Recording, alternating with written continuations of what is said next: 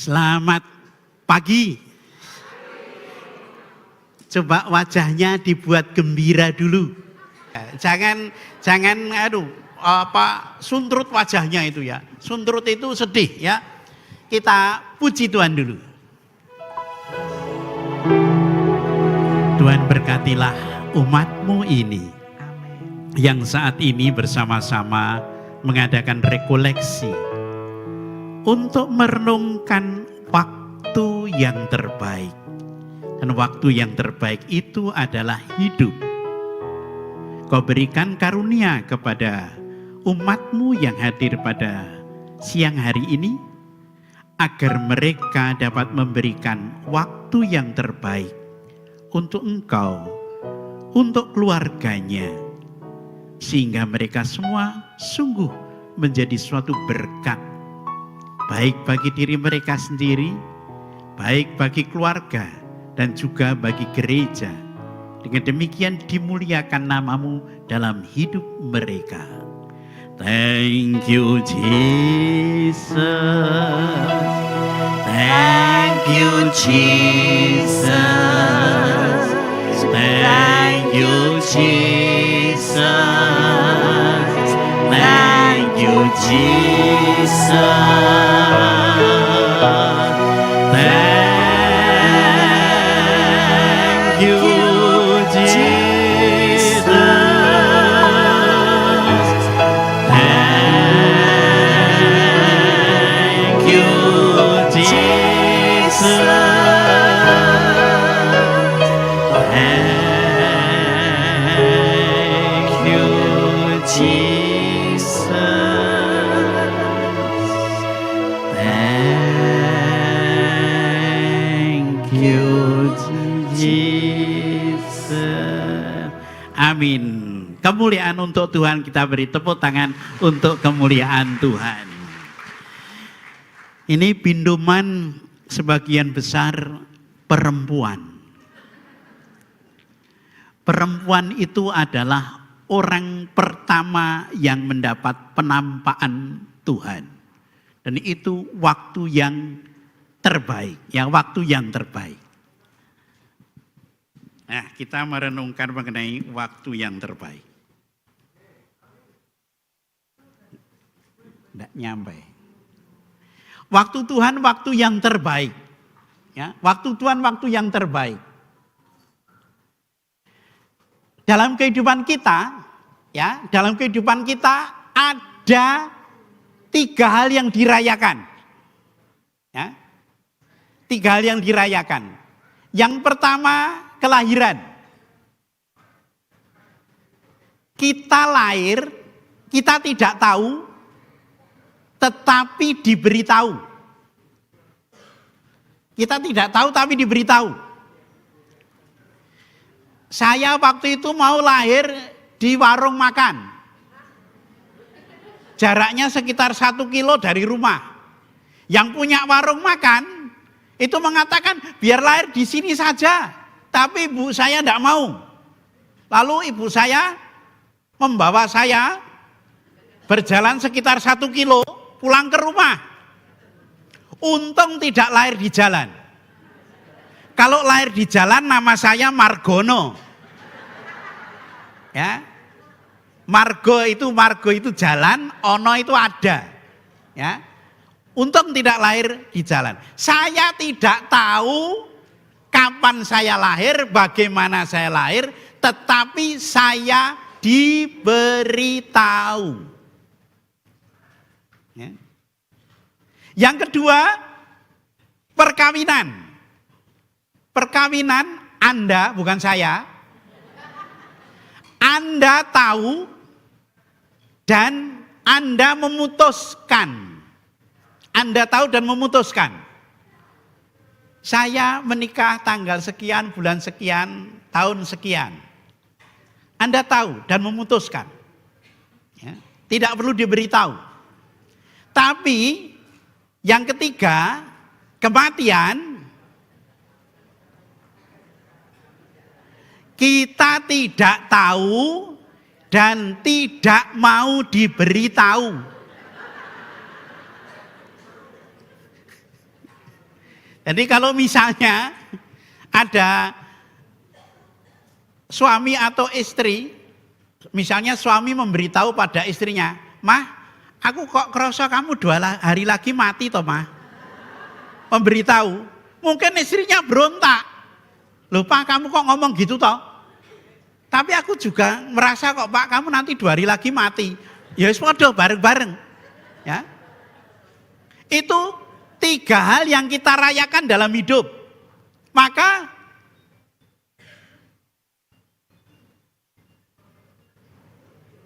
terlalu jauh. Ada 3 hukum kepastian, ya, ada 3 hukum kepastian. Hukum kepastian yang pertama, orang itu mau minta panjang umur seberapapun, mesti orang itu mau minta umur sepanjang pun mesti, loh kok itu ragu-ragu. Orang itu mau minta umur sepanjang apapun nanti mesti mati. Lah mbok diulang tahun nih setiap tahun dinyanyikke panjang umurnya, panjang umurnya. Nanti mesti mati. Ada Romo yang sudah duduk di kursi roda, tidak bisa apa-apa. Makan pun disuapi. Tapi pas ulang tahun ya tetap dinyanyikan panjang umurnya, panjang umurnya. Begitu, karena itu memang layaknya begitu. Nek mau dinyanyikan ndang mati yo, ya ndak layak. Ya. Jadi kita mau minta umur sepanjang apapun nanti mesti mati. Kita mau menjalin relasi seerat apapun nanti pasti terpisah. Bapak Ibu punya anak 1, 2, 3, 4, ya saat tertentu nanti meninggalkan. Seringkali juga nanti di rumah hanya berdua dengan suami atau dengan istri, ya, berdua tok. Ada orang Solo mengatakan, "Romo, aku itu aku itu menyesal. Ngopo kok jadi orang kaya?" Lu kok menyesal ngopo? Anakku 3-3-nya sekolah di luar negeri, tidak ada yang mau pulang. Lalu aku cuma berdua. Ketika istriku meninggal, anakku tidak bisa pulang. Aku sekarang tinggal sama anjing. Lalu aku bilang gini, "Ndak apa-apa, saya juga di pasturan tinggal sama anjing kok," saya bilang gitu ya. Ya. Mau menjalin relasi seerat apapun, relasi paling erat itu suami istri. Nanti juga terpisah. Kalau yang meninggal duluan yang perempuan, suaminya menjadi duda. Tapi biasanya kalau jadi duda itu tidak begitu lama. Karena ras paling kuat di bumi ini adalah perempuan. Ya. Kalau yang meninggal adalah suami dulu, lalu yang perempuan menjadi janda. Hanya kalau Kus Plus itu membuat lagu hanya untuk janda, kalau untuk duda tidak ada. Ya. Ana randa manggon ngomah ngarepku, yen weruh aku dheweke guyang-guyu, yen tak tamatke lem laku saya digawe-gawe, kira-kira umure 57, wis meh padha karo yuswane ibu. Aku ra ngerti apa karepe, saben sore aku dikirimi roti. Suwe-suwe atiku saya mundhak bingung, kudu-kudu kepengin ning omahe. Kok ndilalah ibu preso kabeh saben teko rotine dibalekke atiku tentrem kaya adate yen tak pikir aku kudu guyu dhewe. Itu lagune. Ini nek untuk duda ndak ada. Ya untuk duda ndak ada. Mau menjalin relasi seerat apapun pasti terpisah. Dan yang ketiga, kita mau hidup seperti apapun, monggo silahkan. Orang lain tidak ngerti, monggo silahkan. Tetapi ingatlah, nanti ada hari yang disebut penganugerahan, yang disebut oleh Tuhan nanti berbahagialah. Tapi juga ada hari pembalasan yang oleh Tuhan dikatakan celakalah. Ya. Jadi kita mau hidup seperti apapun bebas, monggo. Tetapi ingatlah, nanti ada hari penganugerahan dan ada hari pembalasan. Itu otomatis. Ya, itu otomatis. Jauh banget ya. 100 tahun yang lalu kita belum ada. Belum ada yang umur 100 tahun toh.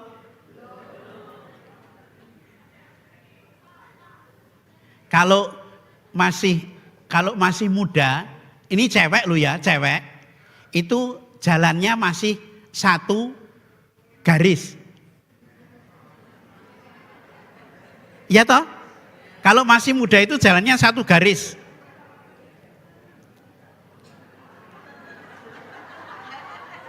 Itu masih muda. Tapi kalau sudah mulai berumur, itu jalannya dua garis.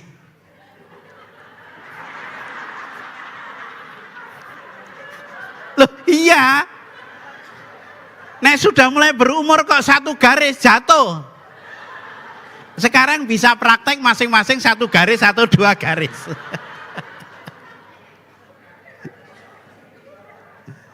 Karena mau tidak mau, ya mau tidak mau, manusia berkembang.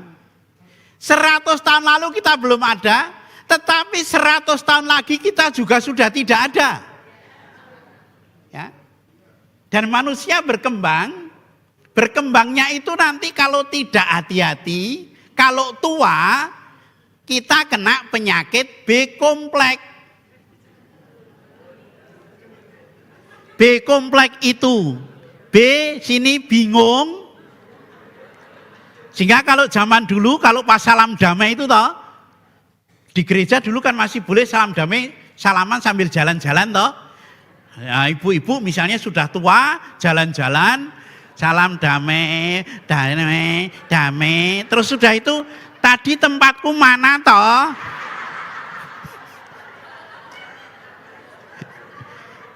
Bingung.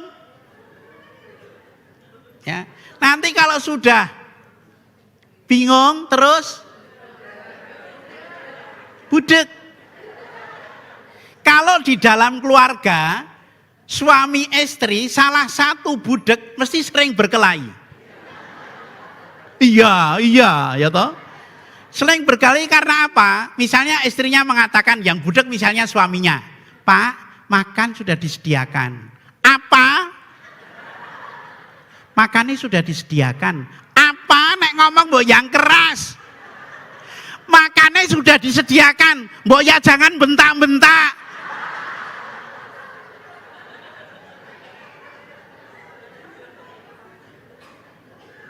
Tapi hati-hati ya, jangan memanfaatkan pengakuan dosa pada romo budek, jangan. Ya, nanti bisa kualat.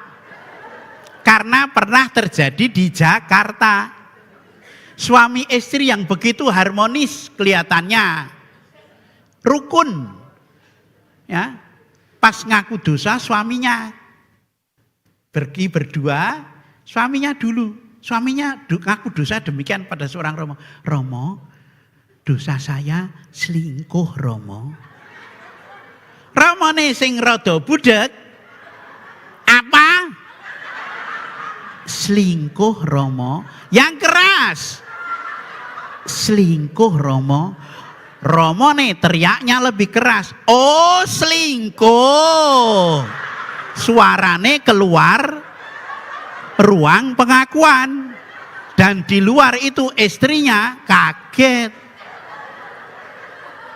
Sampai kemudian selesai pengakuan, suaminya takut keluar. Kemudian Romonya bentak, keluar sudah selesai. Di luar diantemi sama istrinya. Maka jangan memanfaatkan Romo budek. Saya juga budek dikit. Nah, enggak apa.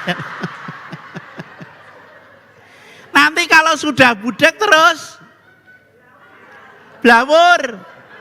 Ya, blawur. Ketemu suaminya mengatakan, "Kowe iki sapa?" Masih lumayan mengatakan kowe iki sapa, tapi mengatakan kowe iki apa? Loh, aku menungso. Ya. Hati-hati blawur. Nanti kalau sudah blawur bawel. Bawel. Ya. Aku kok sudah 3 hari tidak dikasih makan. Ya. Ada Romo sudah bawel, lalu di rumah sepuh, aku njaluk ewek ayu. Aku njaluk ewek ayu. Wah, lalu apa? Rekan yang satu, apa? Saru Romo ki njaluk cewek ayu, njaluk cewek ayu. Ewek ayu. Setelah dimat-matke ternyata, oh njaluk peyek paru. Bukan cewek ayu tapi peyek paru. Hati-hati ya, sudah mulai bawel. Nanti kalau sudah bawel, buyutan. Ya, buyutan. Maka tidak boleh ada prodiakon Katolik itu membagi komini. Ya. Kalau prodiakon buyutan, kasihan umatnya. Tubuh Kristus. Tubuh Kristus. Gimana? Repot toh? Yang boleh buyutan hanya Romo kalau berkati cewek yang cantik. Ya, berkah dalem. Buyutan kok.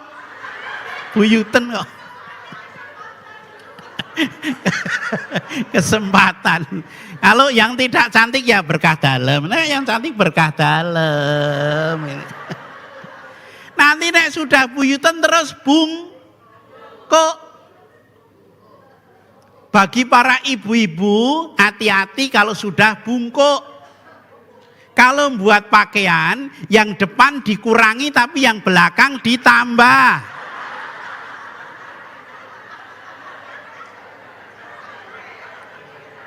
Loh iya toh?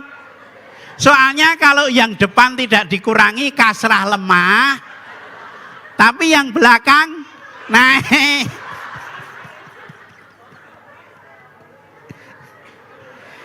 Tapi kalau ibu-ibu punya suami sudah bungkuk, biar tetap kelihatan gagah gampang. Belikan sepeda balap, itu tetap nanti kelihatan gagah itu ya. Belikan sepeda balap. Nanti kalau sudah bungkuk terus beser. Tapi puji Tuhan, alhamdulillah itu ada Pampers. Sehingga ibu-ibu yang tadinya bodinya kurang bagus karena pakai Pampers XL lalu bodinya bagus ya, itu Tapi isinya pampers sebenarnya ya, isinya pampers ya. Jadi tidak perlu diet atau apa, sudah kelihatan seperti gitar bodinya ya, karena isinya pampers double XL itu ya. Nanti kalau sudah beser ya terus batang ya, bau ya atau bau. Tapi itu proses yang kalau tidak hati-hati kita bisa terjadi seperti itu. Ya. Entah itu laki-laki, entah perempuan, entah itu kaya atau miskin, entah itu ganteng atau tidak. Ya.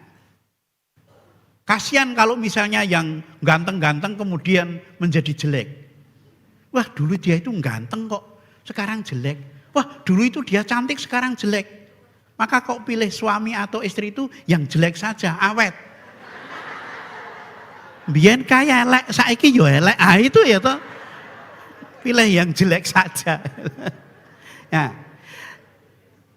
100 tahun lagi kita juga sudah tidak ada. Lalu apa artinya?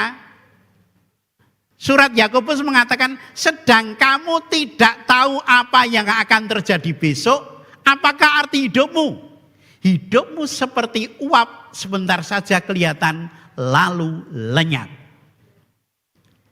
Itu artinya apa? Kita diberi hidup tetapi tidak menguasai hidup. Kita diberi hidup tetapi tidak menguasai hidup. Saya kalau pas ulang tahun lalu banyak yang nyanyi panjang umurnya, panjang umurnya, panjang umur ya Romo, sik piro sik. Ya. 90 Romo emoh. 90 kayak banyak Romo sing tekan 90 meng gedek-gedek. Ya. Ndak. Ya. 80 Romo ojo. Ya, kasihan ya nanti. Nek Romo kasihan nanti kok uskupan le ngopeni. 70 Romo. Oh ya, sesuai kitab suci. Umur manusia 70 tahun. Oke, saya bilang itu. Kadang-kala ya meminta. Hidup kita seperti uap. Artinya apa? Kita tidak bisa memprediksi umur kita sampai kapan, tidak bisa ngerti. Wong ada orang hanya angop meninggal kok. Wah, langsung serangan jantung mati kok. Ya. Ada orang hanya minum tersedak. Barusan di Semarang itu ada Romo, paginya masih misa berkati jenazah. Siangnya dia sendiri jadi jenazah. Pas makan siang didodok-dodok kamarnya kok enggak keluar. Ternyata sudah meninggal duduk begini, mungkin kelelahan. Ya.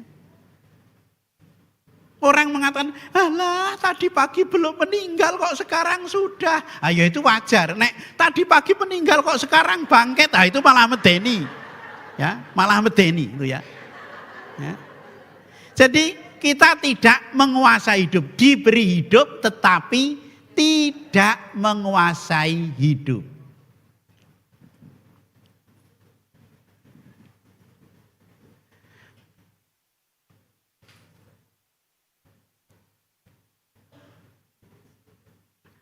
Yang bersifat abadi lebih bernilai, maka harus dibiayai.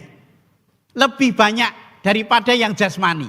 Jadi manusia itu makhluk jasmani sekaligus rohani. Yang rohani ini bersifat abadi. Sedangkan yang jasmani ini bersifat sementara. Tadi misalnya ada mengatakan, sudah ompong. Jangan pakai kata ompong ya. Kasihan. Pakai bahasa modern sekarang. Wah, ibu sudah metik. Metik itu tanpa gigi, tahu sepeda motor tanpa gigi itu metik.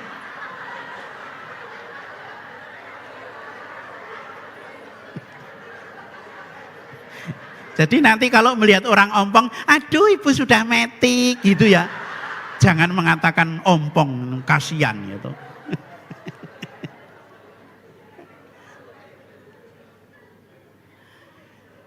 Ya, jadi yang rohani yang bersifat kekal itu harus dibiayai lebih banyak. Karena itu bersifat kekal. Ya. Maka saya mengatakan kadangkala orang Katolik itu hidupnya kan, saya pernah menceritakan hidupnya itu dipengaruhi oleh keadaan keuangan. Gitu. Jadi kalau minggu pertama duitnya masih oke, kolektornya ya oke, maka nyanyinya lagu pembukaan karena minggu pertama, hatiku gembira, haleluya, karena Tuhan mendatangi umatnya, itu karena duitnya masih oke. Minggu kedua, duitnya sudah mulai menipis. Ini masih punya duit. Itu Katolik punya lagunya. Minggu kedua itu. Terima kasih 1000, oh terima kasih 1000 pada Tuhan Allahku, pada Tuhan Allahku. Kolektornya gambar Patimura.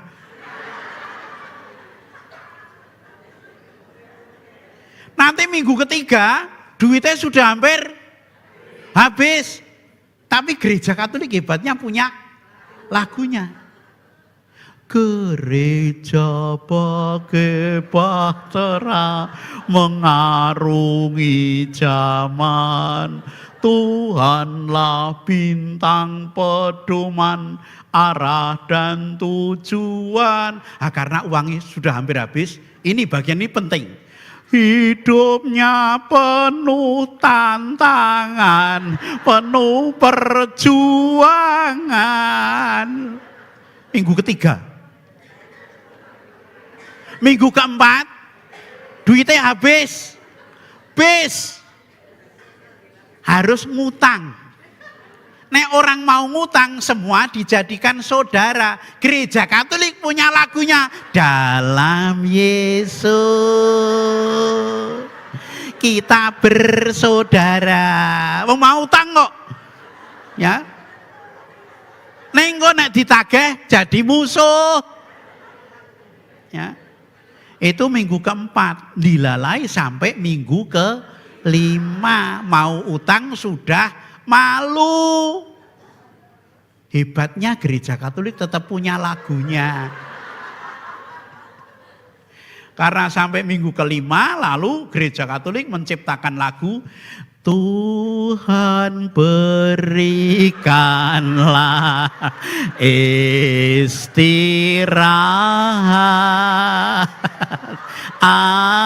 abadi dan tenang bagi yang wafat. Mati wae ya toh. Jadi yang rohani ini harus banyak dibiayai. Kalau ditanya, Romo Budi, Romo itu kalau punya duit untuk beli apa? Beli buku. Dibaca. Nanti untuk bahan khotbah, ya, nanti dicatat, ya. Seperti itu. Seringkali ada ungkapan menjadi tua itu biasa, tetapi menjadi bijaksana itu pilihan. Saya tidak setuju. Menjadi tua itu bukan biasa, tetapi menjadi tua itu anugerah. Karena banyak orang tidak sampai tua mati. Ya, tidak sampai tua mati. Ada bayi baru mau lahir kepalane tok, lihat bapak elek mlebu meneh. Bapakku elek mati wae. Ada bayi baru 3 hari meninggal, 7 tahun meninggal. Bahkan berapa waktu yang lalu itu ada orang mau menikah. Sekarang midodareni, besok menikah, malamnya meninggal. Ya. Maka menjadi tua itu bukan biasa tetapi anugerah. Maka kalau sampai umur tua itu harus banyak bersyukur. Ora kok malah aku kok ora mati-mati toh. Ya, tapi bersyukur Artinya masih diberi karunia Tuhan. Ya. Banyak orang tidak sampai tua meninggal. Ya. Siapa bilang lansia tidak berguna? Ya itu kan ada lagu itu. Nanti Cik Ervina nanti bisa nyanyikan itu supaya para adiyuswa, kalau di Jawa mengatakan adiyuswa bukan lansia. Lansia itu sekedar lanjut usia. Tapi kalau adiyuswa, adi itu luhur, yuswa itu umur. Orang yang semakin tambah umur itu harus semakin diluhurkan. Ya, diluhurkan, dimuliakan oleh anak-anaknya, oleh menantunya, oleh cucu-cucunya. Ya. Jadi menjadi tuatu anugerah, menjadi bijaksana itu suatu pilihan hidup. Ada orang yang tambah usia semakin bijaksana.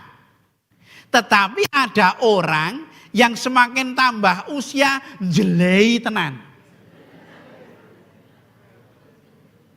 Apa-apa dibuat ribut. Ya, apa-apa dibuat ribut. Ya. Ngedu anak-anak. Ya. Ngedu mantu dan sebagainya. Ya. Ini artinya pilihan hidupnya tidak tepat. Sehingga tidak menjadi bijaksana. Ya. Sebab itu kami tidak tawar hati, tetapi meskipun manusia lahiriah kami semakin merosot, saya katakan tadi, manusia lahiriah semakin merosot karena B-komplek tadi, manusia batiniah kami dibarui dari hari ke hari. Saya itu senang sekali kalau misa pagi lihat ibu-ibu itu sambil bawa rosario. Ya, bawa rosario. Ya, terus bawa rosario. Ya. Nanti duduk masih rosario. Ya, masih rosario. Ini artinya ini adalah orang-orang yang adiyuswa atau lansia yang manusia batiniahnya diperbarui dari hari ke hari. Walaupun juga ada ibu-ibu sudah semakin tambah usia tapi tambah mentel itu Jan. Mentel itu kemayu tenan itu. Ya, kemayu tenan itu ya. Maka kadang-kala saya itu heran ya. Orang paling ras terkuat di dunia ini kan perempuan. Tapi kekuatannya itu tidak hanya di dunia. Sampai sesudah mati itu banyak hantu ya perempuan itu banyak. Loh, iya toh? Hantu laki-laki apa? Gendruwo apa lagi? Pocong orang ngerti jenis kelamine. Nenek perempuan kan sudah toh? Kuntilanak, nini pelet, mak lampir, sundel bolong, suster ngisot.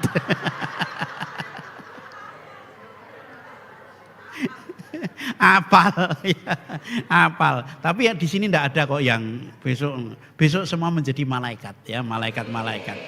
Ada malaikat yang gemuk, ada yang kurus, itu biasanya. Nah, orang menjadi tidak bijaksana karena apa? Dia menerima banyak nasihat. Banyak nasihat. Termasuk nasihat dari Tuhan. Termasuk kitab suci memberi nasihat. Tetapi hanya orang bijaksana yang menerima sebagai harta kehidupan. Ya. Hanya orang-orang yang mendengarkan nasihat itu yang nanti akhirnya menjadi bijaksana. Tetapi kalau tidak mendengarkan nasihat, walaupun banyak nasihat termasuk dari Tuhan tidak didengarkan, itu tidak akan menjadi bijaksana. Ya. Tuh, kok lari dewe sekarang malah. Keangkuhan hanya menimbulkan pertengkaran, tetapi mereka yang mendengarkan nasihat mempunyai hikmat. Ya. Kalau keangkuhan itu hanya menimbulkan pertengkaran. Ya. Terus Soalnya agak terlalu jauh ini ya. Nah, remember that when you leave the earth, you can take with you nothing that you have received, only what you have given. Ya. Kamu tidak bisa mengambil apa-apa ketika meninggalkan dunia ini. Kamu tidak bisa mengambil apa-apa dari apa yang kamu terima di dunia. Ya. Ketika kamu meninggalkan dunia ini, kamu tidak bisa mengambil apa-apa dari apa yang kamu terima di dunia ini. Tapi hanya apa yang kamu berikan di dunia ini. Ya. Jadi kalau semakin saya sedikit memberi yang baik di dunia ini, semakin saya dalam menerima apa yang sesudah kematian saya juga semakin sedikit. Tetapi ketika di dunia ini saya memberikan banyak yang baik, nanti ketika saya meninggal, itu juga saya akan menerima hal yang banyak dari apa yang sudah saya berikan di dunia ini. Itu kata-kata Santo Fransiskus Assisi. Santo Fransiskus Assisi itu santo yang paling suci. Ya. Maka dia yang pertama menerima stigmata, ya, tanda luka-luka Yesus. Ya. Dan yang dia dijanjikan oleh Tuhan supaya setiap tahun itu menjemput orang-orang yang sudah layak masuk surga yang ada di api pencucian, itu supaya dibawa ke surga. Ya. Karena ketika mau meninggal, Santo Fransiskus berdoa, Tuhan, aku pengen penderitaan yang paling besar yang kau terima. Dan aku pengen mendapat suatu tugas yang dapat aku lakukan sesudah aku kau panggil. Dan kemudian Tuhan menganugerahkan stigmata itu. Itu santo pertama yang menerima stigmata. Lalu itu anugerahnya, tugasnya Santo Fransiskus Assisi itu setiap tahun itu datang ke purgatorium api pencucian untuk membawa orang-orang yang sudah layak itu ke surga. Ya. Maka Santo Fransiskus Assisi itu saya senang merenungkan ini Santo Fransiskus Assisi ini. Maka saya itu sak iso-isone, sak bisa-bisane itu bagaimana berbuat baik. Contoh, suatu ketika saya dihadiahi sepatu bagus dari Itali. Nek dikurskan rupiah, itu sekitar 6 juta. Nah ini sepatu pemberian. Ini pemberian ini. Terus ketika saya keluar dari kamar, saya coba gini toh. Romo samping kamar saya mengatakan, loh Romo kok sepatunya bagus sekali, sudah agak sepuh. Iya Romo ini dari Itali, bagus sekali ya Romo. Saya langsung, Romo mau pakai silahkan. Tak copot, Romo kalau mau pakai silahkan. Karena ukurannya sepatu ya sama, ukurannya weteng celana ini ya sama, sok-sok keliru ya toh. Lalu, enggak Romo saya hanya hanya mengagumi itu kok bagus sekali. Enggak apa-apa Romo dipakai aja. Enggak Romo. Nah, dia enggak mau. Lalu saya masuk kamar tak buntel. Tak buntel lagi. Tapi 3 hari, maksud saya itu nanti kalau dia pas ulang tahun, karena sekitar 2 minggu mau ulang tahun, maksud saya nanti kalau pas ulang tahun tak berikan. Tapi 3 hari dia itu masuk rumah sakit. Lalu meninggal. Lah karena meninggal lalu sepatunya tak enggokke di peti itu. Tak berikan pada dia. Suatu ketika kalau saya mati, kalau saya tidak masuk surga, paling tidak sepatuku sudah di surga.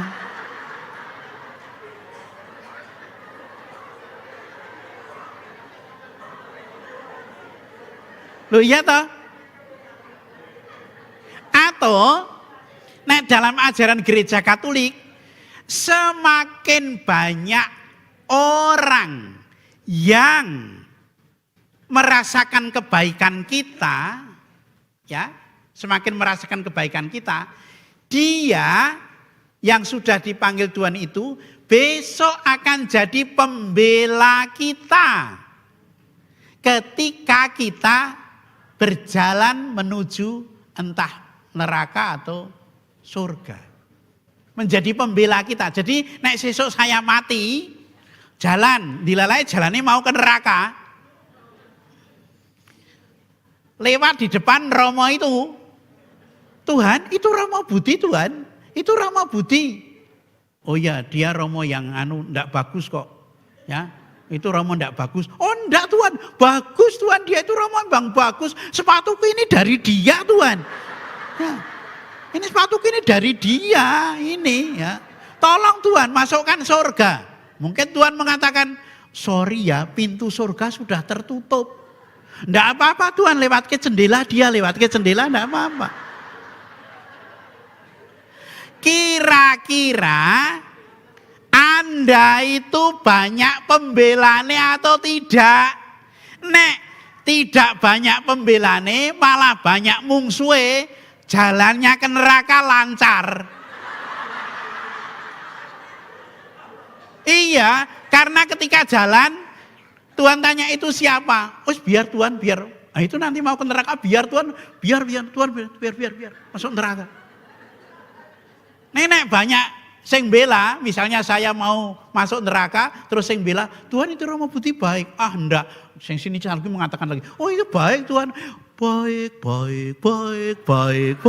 Baik. Oh ya sudah biarlah ya. Karena di gereja Katolik itu ya banyak drama soal ngakunya Katolik tapi hidupnya tidak Katolik sama sekali. Ya sok-sok orang tua ya gitu. Contohnya apa Romo? Contohnya nek perkawinan itu loh. Nek perkawinan itu habis anaknya sungkem. Nangis-nangis tuh anaknya. Sungkem nangis-nangis. Orang tuanya yo nangis-nangis. Sesudah sungkeman terus orang tua memberikan barang-barang rohani. Anak orang tuanya yo pura-pura nangis ya toh. Nangis tenan atau itu tapi ini loh saya maksud. Ada anakku. Terimalah kitab suci ini. Di dalamnya terdapat sabda Tuhan. Bacalah dan renungkanlah. Ning aku ora tau maca dan ora tau ngrenungke. Dia berikan pada anak saya membaca merenung, tapi dia tidak pernah baca. Nanti setelah orang tuanya mati, ini bapak meninggal. Disangoni apa? Sangoni apa? Kitab suci. Kitab suci yang mana? Dulu yang diberikan pada kita itu loh. Golei. Ya Pak, gowo meneh toh Pak. Lalu bapaknya bawa kitab suci mau ke surga. Kepethuk Tuhan Yesus, stop. Kamu Katolik? Iya Tuhan. Kamu bawa apa? Kitab suci. Mana? Oh iya ini ajaranku semua. Oh iya, bagus. Kamu baca? Enggak. Kamu renungkan? Enggak. Ya. Tapi kamu Katolik? Iya Tuhan, jelas. Coba KTP-mu mana?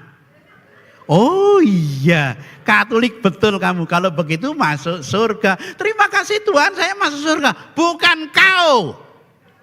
Yang masuk surga KTP netok, orangnya tidak. Maka terpenuhi sabda Tuhan, namamu tercatat di surga. Neng orangnya tidak. Maka neng surga kayak KTP plastik Katolik. Nama-nama itu. Kira-kira sok nek awake dhewe mati itu namane tok atau ya seluruh jiwanya. Seluruh. Puji Tuhan. Ya, haleluya. Saudara-saudara, puji Tuhan, haleluya, amen. Ya, itu ya. Aku ragu-ragu Romo.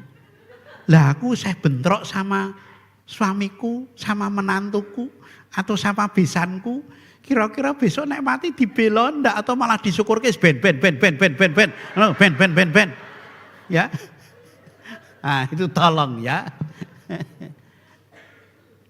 Hakikat waktu Tuhan dalam kelahiran. Waktu Tuhan dalam kitab suci disamakan dengan penciptaan, ketetapan, kesempatan, penggenapan, dan penyelamatan. Jadi waktu Tuhan untuk kelahiran itu ada 5 hal. Yang pertama mengenai penciptaan.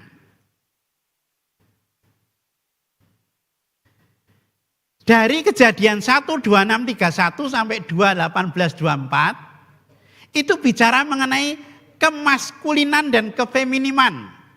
Manusia itu dicipta diberi 5 hal. Yang pertama, dicipta menurut gambar Allah. Jadi setiap orang dicipta menurut gambar Allah. Anda semua itu gambar Allah.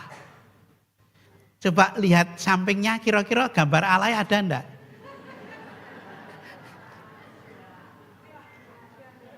Mungkin Anda tanya, Romo, gambar Allah itu seperti apa? Gambar Allah itu penuh kasih. Gambar Allah itu penuh pengampunan. Gambar Allah itu penuh dengan kemurahan hati. Itu gambar Allah.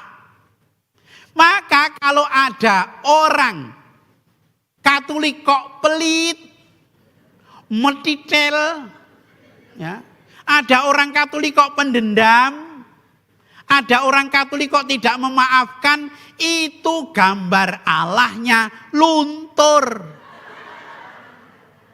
Cara pakaiannya wenteran murah. Ya. Gambar Allahnya luntur. Ya. Dan manusia diciptakan sungguh amat baik. Sungguh amat baik. Mana Romo sungguh amat baiknya? Sederhana. Coba pernah enggak Bapak Ibu sederhana mensyukuri, Tuhan, syukur Tuhan kau ciptakan aku hidung di sini. Coba anak hidung itu di sini. Setiap hari pingsan. Ya. Loh, itu Anthony de Mello, seorang imam Yesuit, itu mengajak kita mensyukuri sederhana setiap hari.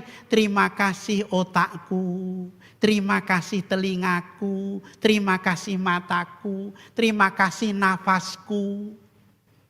Nanti kalau tidak sadar, suatu ketika masuk rumah sakit, harus pakai oksigen, baru tahu mahalnya berapa. Nanti pakai layar itu terus, didit, didit, didit, didit, didit, didit, bablas. Ya. Untung, terima kasih Tuhan, kau nempatkan mata itu di sini. Coba nek mata itu nengisor kelek.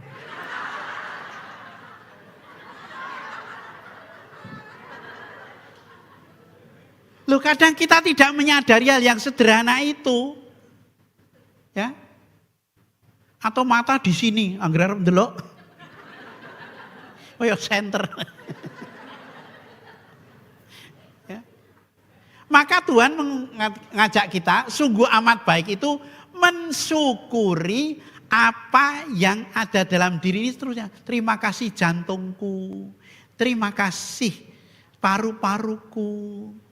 Karena kadangkala kita kurang mengucapkan terima kasih yang setiap hari ada dalam diri kita. Ya.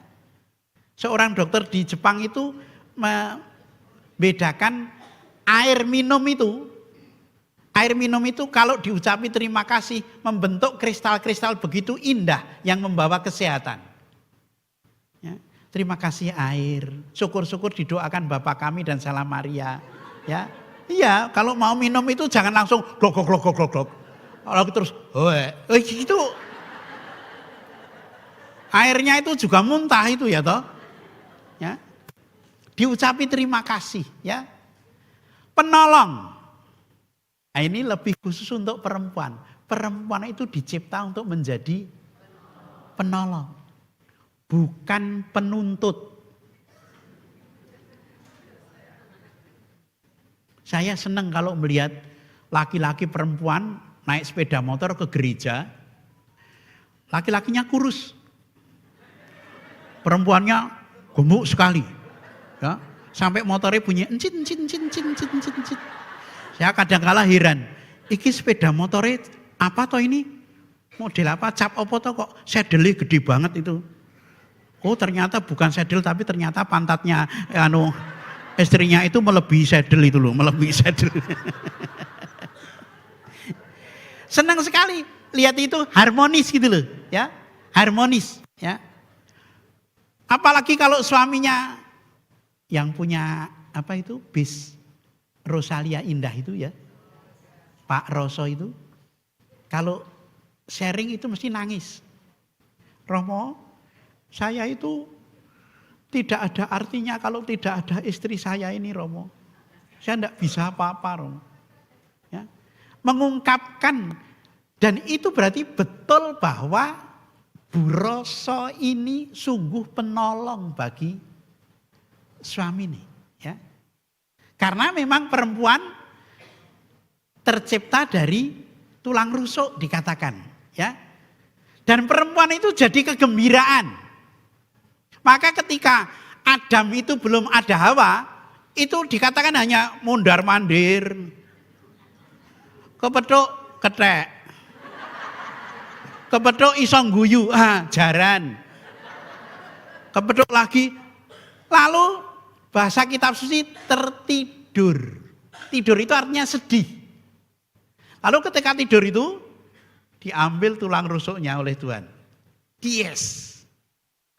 Maka kalau punya bapak-bapak yang menikah itu tulang rusuknya hilang satu.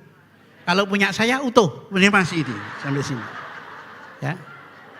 Karena ketika mau diambil sama aku ada di Romo Tuhan. Oh yo rasida.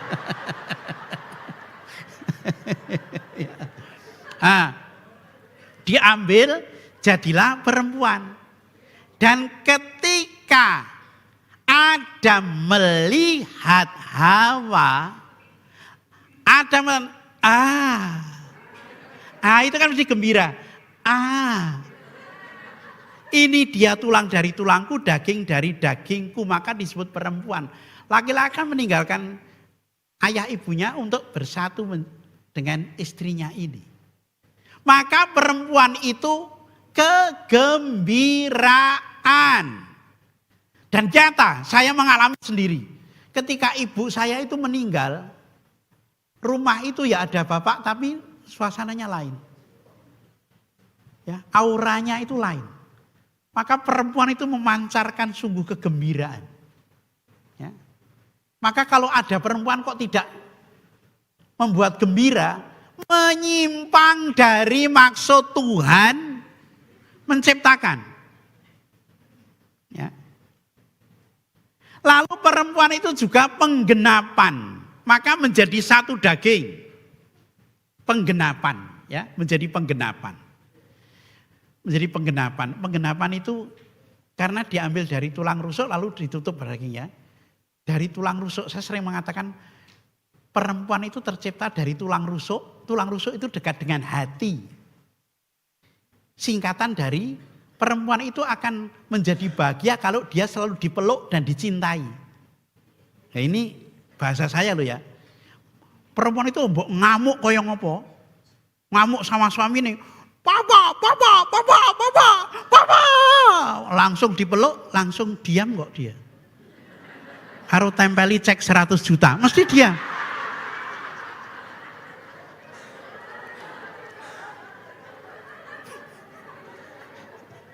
Nanti tidak bilang papa, tapi papa lain. Loh kalau enggak percaya buktikan ya para suami ini ya. Istri-istri terlalu melirik suami ini. Itu dengarkan kata-kata Romo Budi itu. Ya. Dari tulang rusuk walaupun juga ada perempuan yang tercipta dari tulang kepala. Nindas suaminya sampai suaminya itu takut sekali itu. Ya, mungkin suaminya di kantor itu galak, ya, tapi sampai di rumah dibentak istrinya, papa, iya mama, takut. Atau ada perempuan yang tercipta dari tulang kaki. Sehingga diinjak-injak terus oleh suaminya. Sehingga setiap kali hanya nyanyi, wanita dijajah pria sejak dulu. Sejak dulu wanita dijajah pria. Pria menjajah wanita. Sejak dulu wanita dijajah.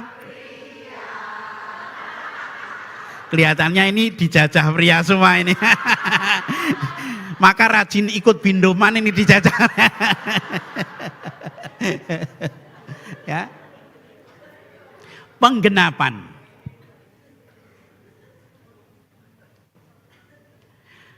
Nah, agar semua waktu Tuhan itu terlaksana dengan baik, Allah memberkati, memberikan sarana. Jadi kalau manusia dicipta itu sudah diberkati, diberi berkat. Setiap orang membawa berkat dan juga diberi sarana. Diberi berkat dan diberi sarana. Suatu ketika saya itu diprotes oleh seorang romo doktor. Mengatakan demikian, Hong, kamu itu tidak sekolah sampai doktor S3, kok kamu diundang kemana-mana? Kok kamu diundang untuk memberi seminar pendidikan, kamu liturgi ini. Lalu saya mengatakan demikian, lah itu wong berkati Tuhan kok. Aku tidak perlu sampai dokter, sudah diundang. Kalau kamu harus pakai dokter, supaya diundang. Lah bedanya lagi, aku iki ngomong ngapusi dipercaya, nek kowe ngomong bener ora dipercaya. Asem tenan kowe. Nah, itu bedanya saya bilang gitu ya. Ya karena kadangkala ya kalau ndak hati-hati, ya kalau romo tidak dewasa itu ketika temannya itu malah iri. Ya, tidak senang tetapi malah iri. Itu ya ada di dalam para romo itu. Mungkin lahirnya dulu di Irian ya, saya ndak ngerti. Nah, waktu adalah ketetapan. Allah mengendaki setiap orang yang diciptakan itu selamat. Itu kehendak Allah. Ya. Bahwa ada orang tidak selamat, itu bukan kehendak Allah, tetapi karena dia memutuskan sendiri. Saudara-saudari yang pernah ziarah ke Roma di Scala Sancta, ya, tempat kalau kita mau naik pakai lutut itu ya, di depan itu ada patung Yesus yang dicium oleh Yudas Iskariot. Yesus dicium oleh Yudas Iskariot. Yudas Iskariot mengubah bukti cinta menjadi pengkhianatan. Mengubah cinta menjadi pengkhianatan. Mencium itu kan, orang mencium itu kan cinta toh. Anda tidak akan mencium orang kalau tidak punya kedekatan, tidak punya cinta. Kalau kata-kata saya salah, gugatlah. Nanti kalau ke pasar ketemu orang cium gitu aja. Anda akan dianggap wong edan nanti mesti. Gilani gitu ya. Ya. Tapi orang mencium itu karena cinta, kedekatan. Dan Yudas mengubah itu dengan mengatakan nanti orang yang kucium itu orangnya tangkaplah. Membelokkan karunia Tuhan. Orang yang tidak selamat itu karena membelokkan hal-hal yang baik menjadi buruk. Menjadi buruk. Ya. Ketetapan Tuhan itu konkret. Ketetapan Tuhan itu konkret. Mengapa Anda diciptakan Tuhan menjadi perempuan? Untuk tadi menjadi penolong, kegembiraan, penggenapan. Mengapa diciptakan menjadi laki-laki? Untuk menjadi gambar Allah. Ya. Anda ditetapkan, dilahirkan dalam keluarga tertentu. Tidak usah protes. Maka kalau ada orang tidak menerima, aku kok punya orang tua seperti itu ya keliru. Ya. Aku kok ibuku kok kaya ngono, bapakku kok kaya ngono. Itu ketetapan Tuhan. Ya, ketetapan Tuhan. Saya punya bapak galak sekali. Ya. Saya punya ibu, seumur hidup saya belum pernah mendengar ibu saya marah. Nada tinggi pun enggak pernah. Tadi pagi saya cerita sama Cik Reta itu, ya. Ibu saya itu enggak pernah bisa marah kalau nadanya, kalau melihat orang marah, anak-anak marah cuma begini. Enggak boleh ya, enggak boleh keras-keras. Enggak boleh ya, enggak boleh keras-keras. Saya tanya kakak-kakak saya, pernah melihat ibu marah? Enggak. Suatu ketika bapak saya marah, ngamuk dengan kakak saya, bentak. Suaranya tinggi keras. Saya kelas 2 SD, enggak ngerti. Saya deketi bapak. Pak, enggak boleh keras. Enggak boleh keras-keras. Wah, cah cilik ngerti apa? Enggak boleh. Maka saya itu kalau mendengar ada perempuan galak itu kagetan saya itu, ya. Kagetan itu kalau ada perempuan galak itu kaget. Kok yono tau wong wedok kaya ngene lho saya. Karena seumur-umur itu saya enggak pernah mendengar ibu saya itu nada tinggi pun enggak boleh, ya, enggak boleh keras-keras. Ibu saya itu kalau diajak ngerasani orang itu datang terus orang terus, aku lek ngliwet durung rampung iki. Aku baru menanak nasi. Bentar ya, tinggal. Ya, tinggal, ya. Maka saya jadi pastor itu karena tidak menemukan perempuan yang seperti ibu saya itu.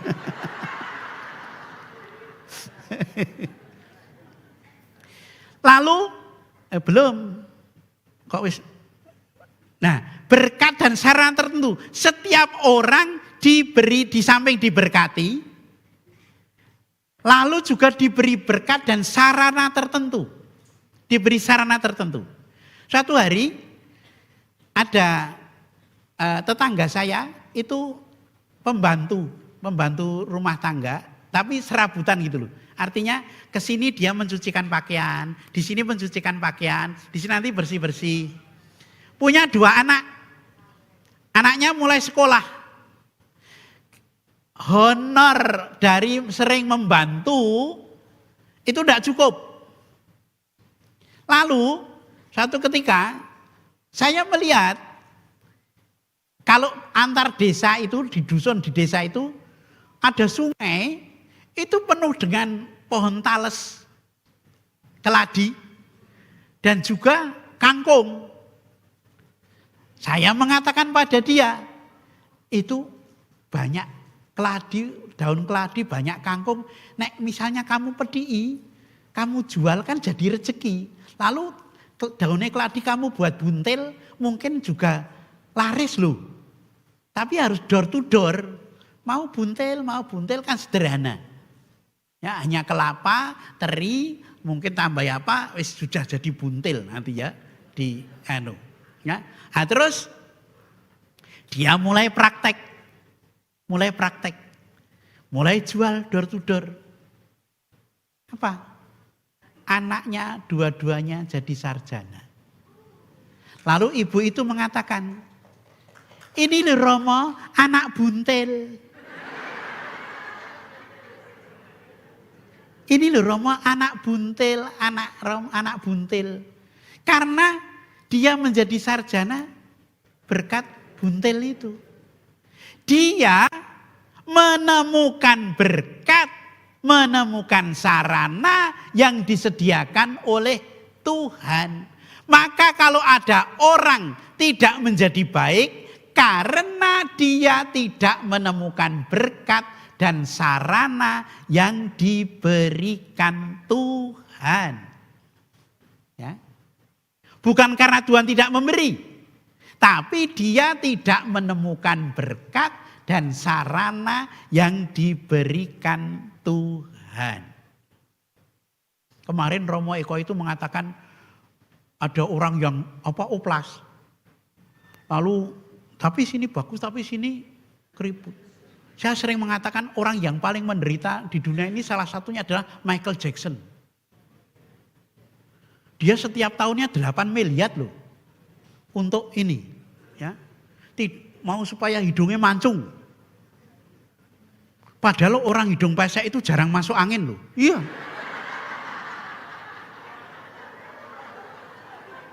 Iya. Karena angin itu keluar masuk gampang.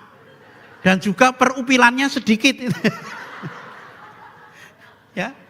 Rasa kok terus dong ngene-ngene kabeh. Oh, buktinya apa Romo? Saya itu jarang masuk angin. Ya. Karena perpesean itu. Jadi bagaimana waktu yang diberikan Tuhan itu saya menemukan berkat dan sarana yang diberi. Bisa jadi berkat sarana itu melalui hal-hal yang saya tidak senang. Ya. Terus waktu adalah kesempatan. Ajarlah kami menghitung hari-hari kami sekalian hingga kami beroleh hati bijaksana. Terus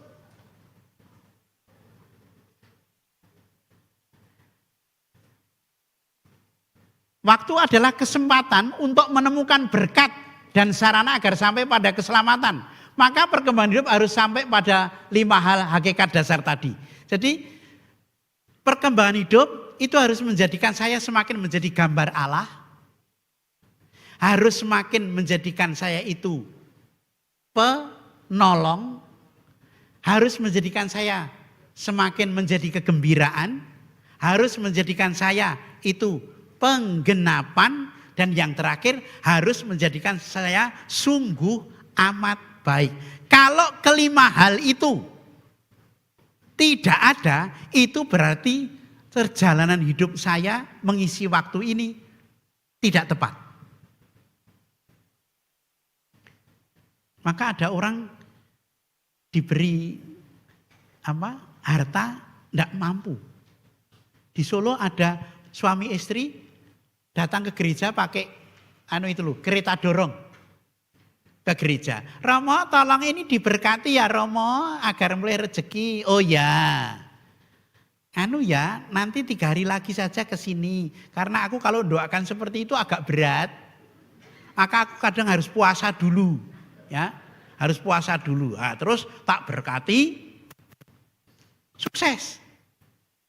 Lalu bisa beli tanah buat rumah makan 1. Romo tolong rumah makannya berkati ya Romo. Oh ya, berkati, sukses. Lalu bisa beli lagi tanah, beli buat rumah makan 1 lagi. Lalu yang sini yang nangani istrinya, yang sini yang nangani suaminya. Ning suamine tergoda oleh kasirnya. Ya. Si perempuan tahu. Lalu dikira saya iso mengkowe. Aku ya iso. Dia juga selingkuh. Kamu 10, aku 11. Kamu selingkuh, aku balas. Kamu 11, aku 12. Kamu ndak jelas, aku lepas.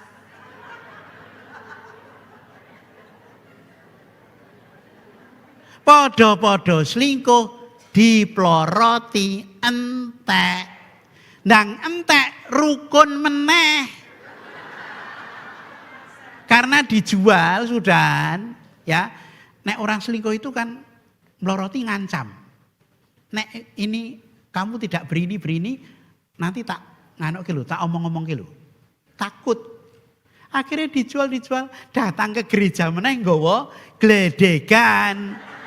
Romo tolong diberkati, emoh. Jatahmu ki apik ming tekan kono.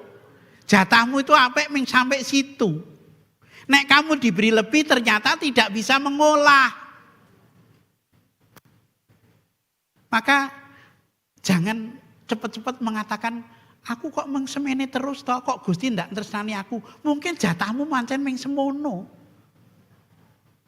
Jadi misalnya kok punya suami elek, Ojo langsung mengeluh. Mbok menawa jatahmu pancen. Soalnya nek diberi suami sing apik, sing elek engko kowe, bisa jadi begitu. Ya.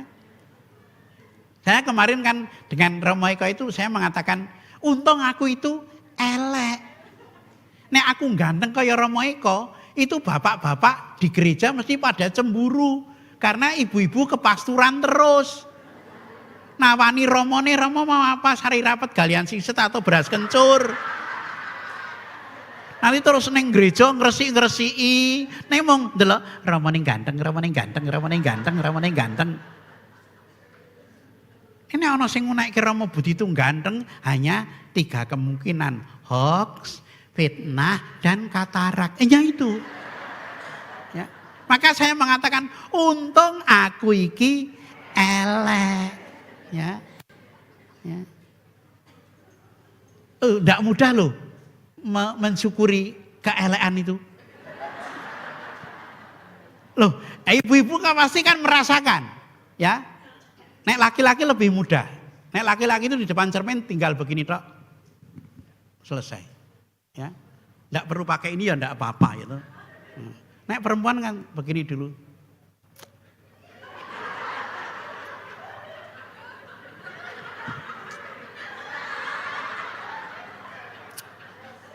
Terus muni owe. Nanti kalau sudah itu terus aduh kebablasan. Dan kadangkala yang bingung itu laki-laki.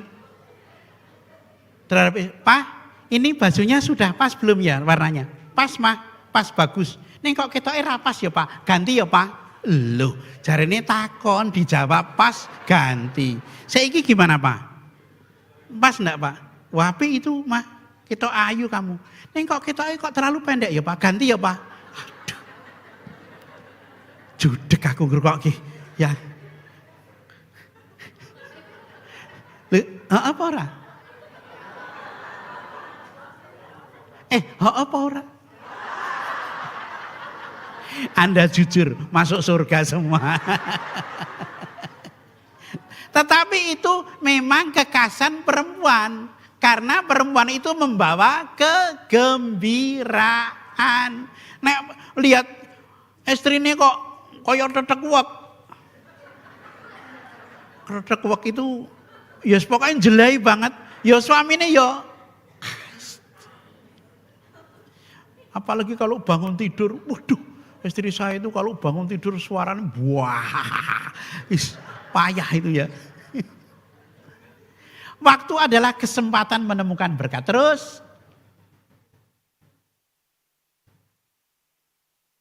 Terus, ini tadi sudah. Waktu adalah penggenapan. Bagi orang beriman tidak ada kebetulan, tapi semua rencana Tuhan. Penggenapan adalah tuntunan Tuhan untuk menjadikan semuanya sungguh amat baik. Rumus penggenapan adalah, nah ini ya, rumus penggenapan, Tuhan jadikanlah aku. Ini doa Santo Fransiskus.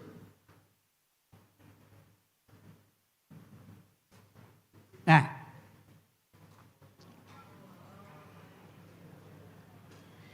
kalau saya terjemahkan sederhana begini ya, penggenapan itu. Jika di rumahku itu tidak ada orang yang sabar, Tuhan jadikanlah aku orang yang sabar. Tuhan jika di rumahku itu semua orang pembenci, Tuhan jadikanlah aku ini orang yang pemaaf, pengampun. Tuhan jika di rumahku saudara-saudaraku itu semua pelit, Tuhan jadikanlah aku orang yang murah hati. Itu artinya penggenapan. Tuhan jika semua Romo itu ganteng, jadikanlah aku sing elek. Serapopo wis tak terima. Ya. Penggenapan, saya itu penggenapan.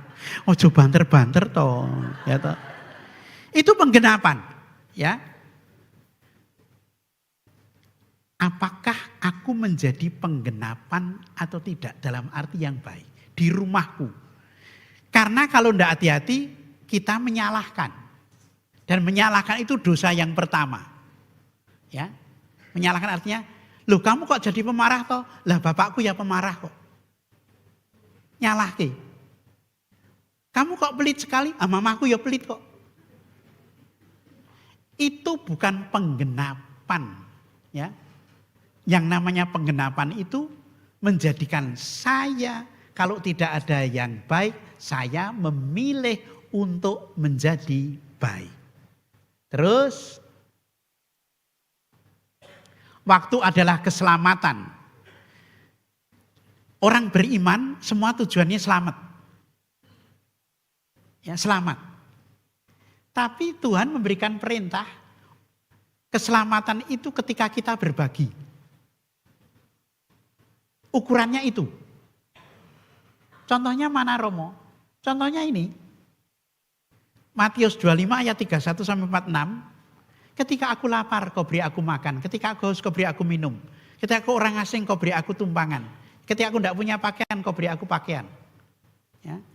Lalu Tuhan mengatakan, terimalah kerajaan Allah yang sudah disediakan bagimu. Tapi pada orang yang tidak melakukan itu, Tuhan tidak menerima. Ya. Maka saya pernah cerita, tanggal 16 Desember di Solo Baru, ada orang, saya pas memberi pengakuan dosa, di ruang pengakuan dosa, ada ibu-ibu dan anak kecil masuk ruangan pengakuan dosa. Tapi kok ngadeg gejejer gini. Terus saya begini. Ibu itu begini, maaf Bapak Romo, saya tidak Katolik. Loh, tidak Katolik? Iya, saya itu Muslim. Saya sudah 3 hari datang ke Solo mencari saudara, tapi saudara saya tidak ketemu. Dia dari kena yang waktu itu 2006 kena lumpur Sidoarjo itu loh, ya. Lapindo. Dan terus dia datang ke Solo mau utang tempat saudaranya, tapi rumah saudaranya itu pindah kemana enggak ngerti. Lalu dia mau menginap di beberapa tempat termasuk di gereja, enggak ada yang mau terima. Lalu dia mengatakan, Bapak Romo apakah saya boleh menginap di rumah Bapak Romo? Oh ya boleh, tapi keluar dulu ya, ini baru pengakuan dosa. Nanti kalau sudah selesai, aku ketemu sama aku.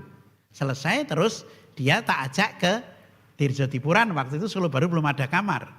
Tirjatipuran, ibu dan anak kecil itu tak tempatke di kamare uskup. Dan biasa ibu-ibu penjaga para imam mulai begini. Romo itu kok ditempatke di kamare uskup. Wong tamu Romo saja tidak, situ kok itu tempatnya kamare uskup. Saya bilang biar tetap di situ. Saya kira mau menginap sehari. Ternyata sampai hari keempat belum pulang. Lalu di pasturan itu seperti keluarga berencana itu. 2 bapak, 1 ibu, anak kecil.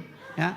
Lalu ingat lagu zaman dulu, keluarga berencana sudah waktunya, janganlah diragukan lagi. Putra putri yang sehat, cerdas dan kuat kan menjadi harapan bangsa. Dulu kan ada itu ya. Aku kelingan itu. Karena merasa ndak enak, saya tanya, Ibu maaf, mau berapa hari lagi di sini? Ya sebenarnya ndak enak mau pulang tapi ndak punya sangu.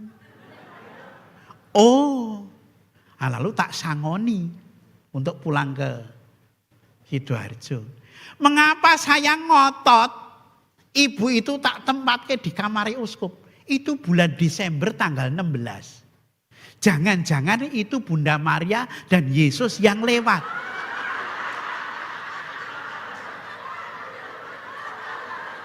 Iya, pikiran saya sampai situ. Loh kan dulu ketika Yusuf Maria di Bethlehem ditolak. Ya. Maka saya takut kalau iku Yesus dan Maria lewat, tak tolak. Nek tak tolak, so nek aku mati, budi pastorku yang jahat. Ya, enyahlah dari hadapanku. Sebab ketika aku lapar tidak aku beri makan, haus tidak aku beri minum, ketika aku orang asing tidak kau beri tumpangan. Kapan itu Tuhan? Filmnya keluar. Oh, itu kau toh. Tapi karena saya terima, maka saya yakin besok nek mati Tuhan akan mengatakan budi pastorku yang baik. Ya, terimalah kerajaan Allah yang sudah aku sediakan bagimu. Sebab ketika aku lapar kau beri aku makan, ketika haus kau beri aku minum, ketika orang asing kau beri aku tumpangan. Terimalah kerajaan Allah sediakan bagimu. Tuhan, kurang kau katakan. Apa? Ketika kau tidak punya uang, saya kasih sangu loh. Oh iya, wah kitab suciku kurang ya? Iya itu kurang.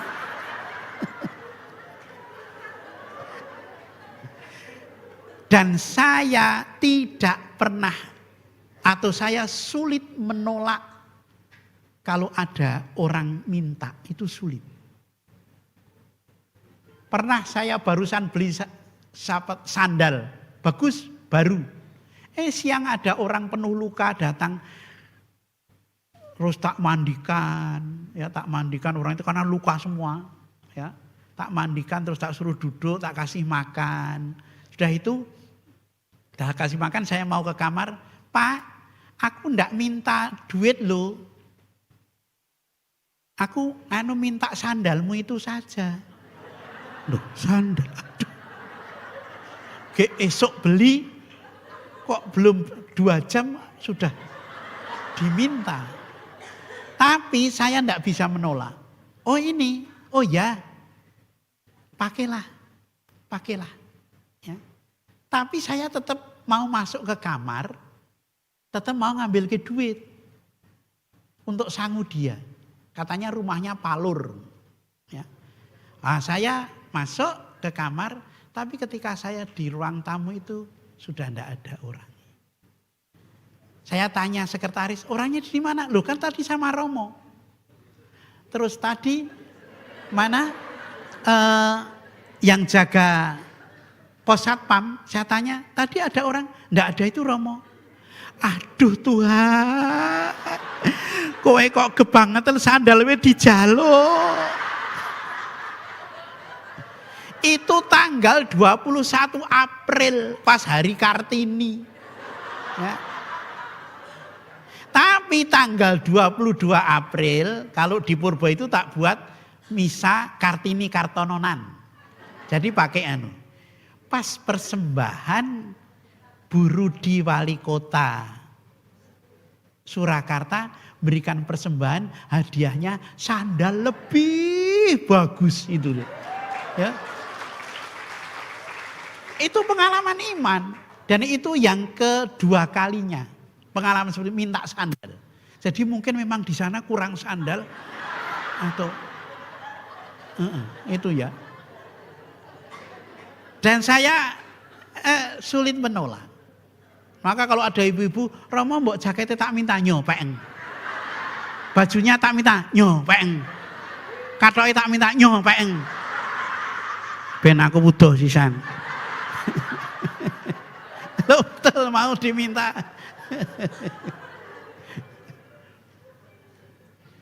Doa Angelus dulu ya. Dalam nama Bapa, Putra dan Roh Kudus. Amin. Maria menerima kabar gembira dari malaikat Tuhan. Salam Maria, penuh rahmat Tuhan sertamu, terpujilah engkau di antara wanita dan terpujilah buah tubuhmu Yesus. Santa Maria Bunda Allah, doakan kami yang berdosa ini sekarang dan waktu kami mati. Aku ini hamba Tuhan. Salam Maria, penuh rahmat Tuhan sertamu, terpujilah engkau di antara wanita dan terpujilah buah tubuhmu Yesus.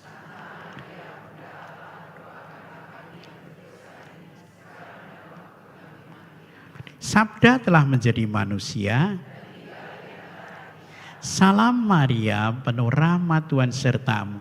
Terpujilah engkau di antara wanita, dan terpujilah buah tubuhmu Yesus. Santa Maria Bunda Allah, doakanlah kami yang berdosa ini, sekarang dan waktu kami mati. Amin. Doakanlah kami ya Santa Bunda Allah. Marilah berdoa.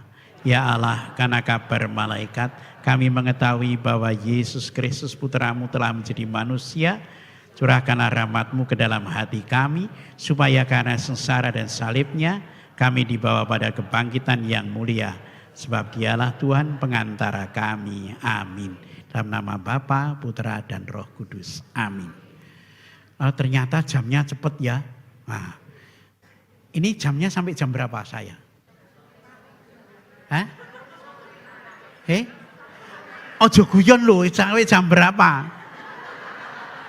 Hah? Oh ya. Kasihan nek sudah terlalu lama nanti ya toh. Sesungguhnya aku berkata padamu, segala sesuatu yang kamu lakukan untuk salah seorang saudaraku yang paling hina, kamu telah melakukan untuk aku. Itu ayat keselamatan. Itu ayat keselamatan. Dan tidak perlu ditafsirkan. Ya, itu ayat keselamatan. Hakikat waktu Tuhan ini dalam perkawinan. Saya teruskan beberapa saja. Terus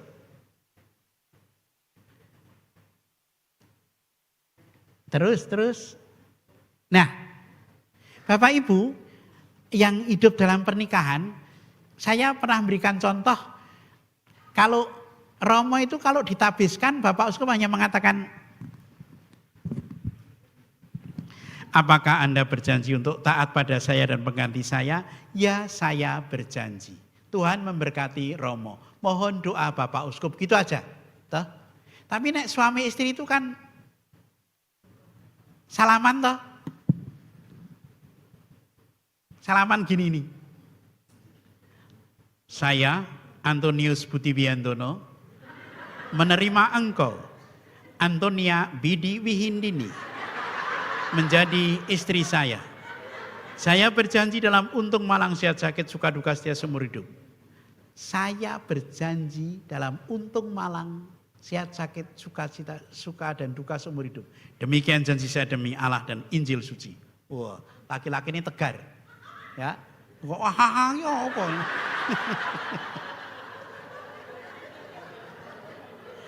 Lalu kalau perempuan nangis.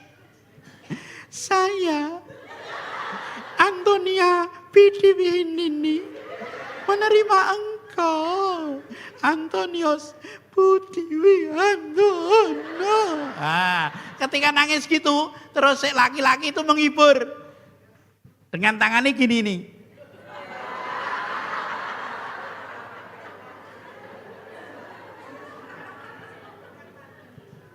Romo kok tahu, aku wis ngijabke manten lebih dari 500 pasang.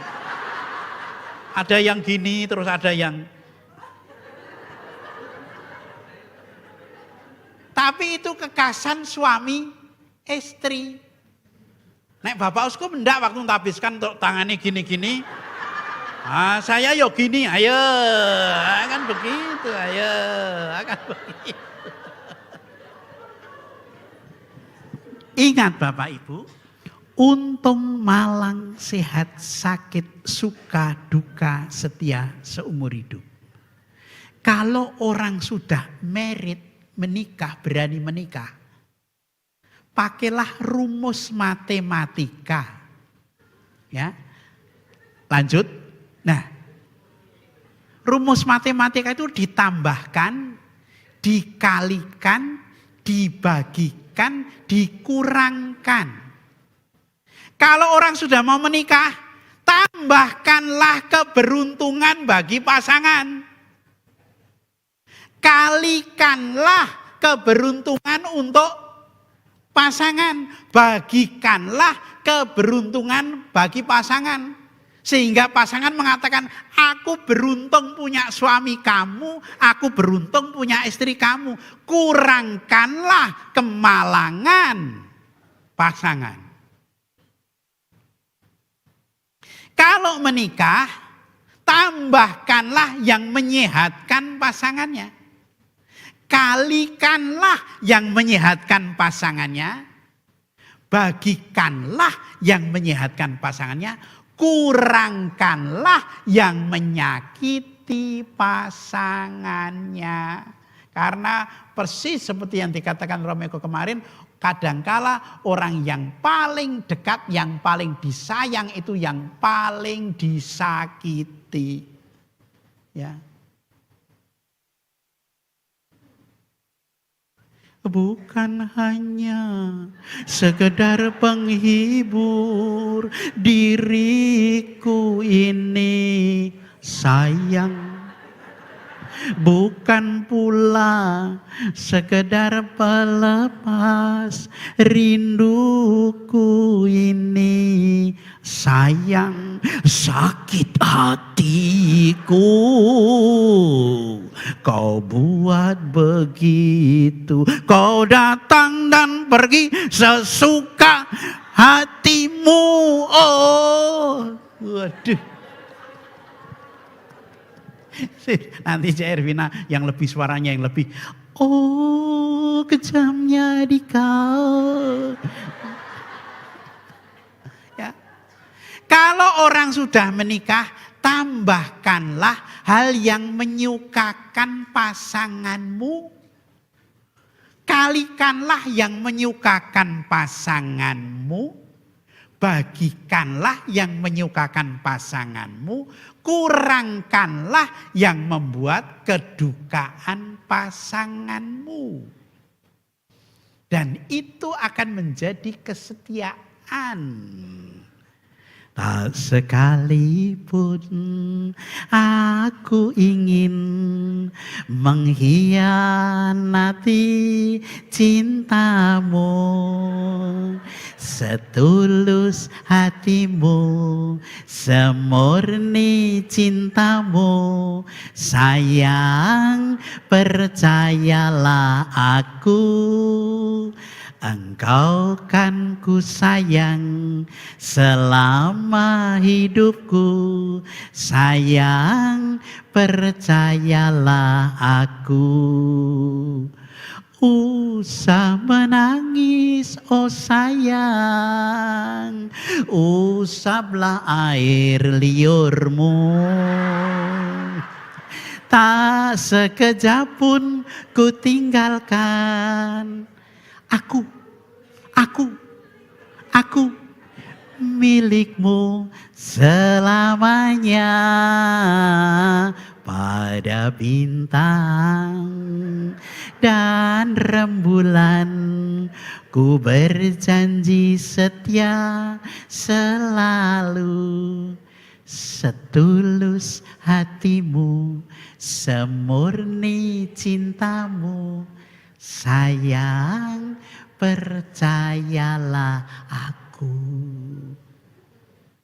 Karena ketika itu dinyanyikan sesudah perkawinan. Karena kalau sebelum perkawinan nyanyinya beda. Ya. Sebelum perkawinan nyanyinya hello, hello, hello, hello, hello. Kita jumpa lagi. Hello, hello, hello, hello, hello. Bahagiakah kini? Lama, lama, lama, lama, lama. Kau tak menyurati, lupakah padaku kawan setiamu? Siapa itu jalan di sebelahmu, melihat padaku seakan cemburu. Dia cantik jelita luar biasa, sungguh pandai engkau memilih kasihku. Itu versi apa? Versi pop. Versi dangdutmu, hello, hello, hello, hello, hello sayangku. Lama tak jumpa, kemana saja tiada berita. Itu versi dangdutnya. Jangan ingat-ingat ini yang diingat-ingat ya. Rumus matematika dalam hidup perkawinan. Terus, apakah saya sudah memberikan banyak keberuntungan bagi pasangan hidupku, keluargaku, atau saya lebih banyak membawa kemalangan bagi pasangan hidupku dan keluargaku? Apakah sudah memberikan banyak hal yang buat sehat pasanganku, keluargaku, atau saya lebih banyak buat hal-hal yang menyakitkan bagi pasangan keluargaku? Apakah sudah banyak memberikan hal yang membawa kesukaan bagi pasanganku, keluargaku, atau saya lebih banyak memberikan hal yang membawa kedukaan? Penutup. Ada tanda-tanda keluarga yang bahagia. Saya ini kerap memberikan ini. Ya. Tanda keluarga yang bahagia, pertama itu ada rasa kangen. Itu keluarga bahagia. Ya. Jadi kalau suami di sini pada datang, istri dari rumah telepon. Papa,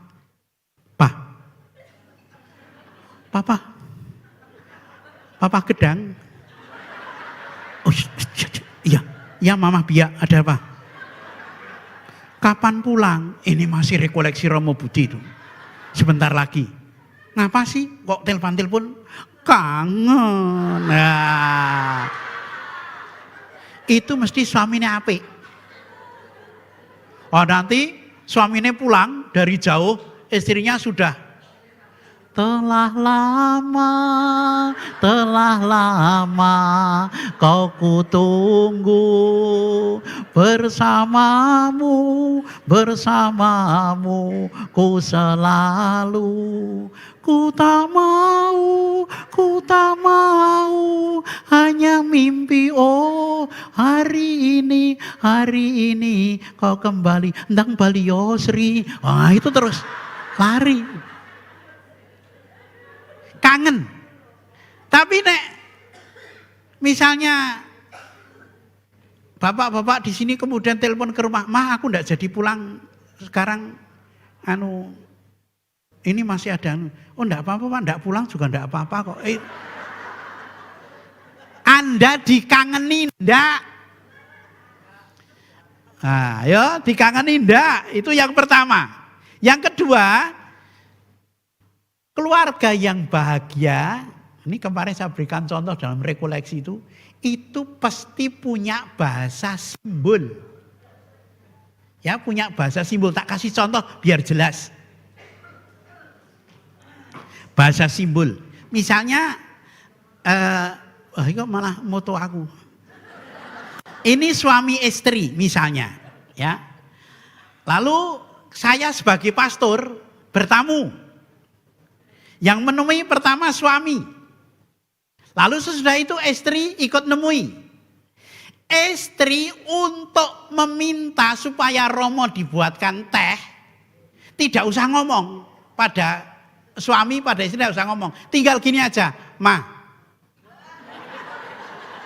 Tinggal gini. Teh.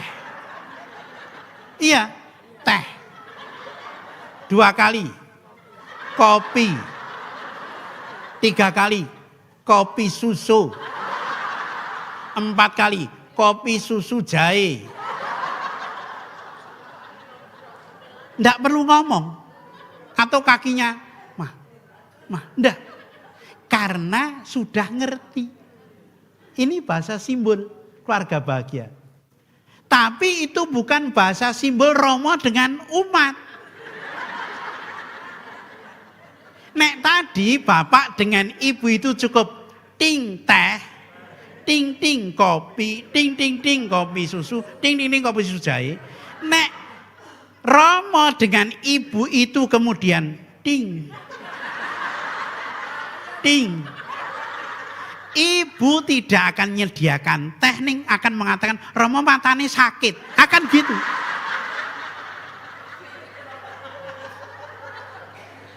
Itu bahasa. Maka ciri keluarga yang tidak bahagia itu bisa gampang sekali. Suami atau istri kerap mengatakan, "Maksudku ki ngene lho, maksudku ngene lho." Itu tidak punya bahasa simbol. Lah itu kerpadu mesti.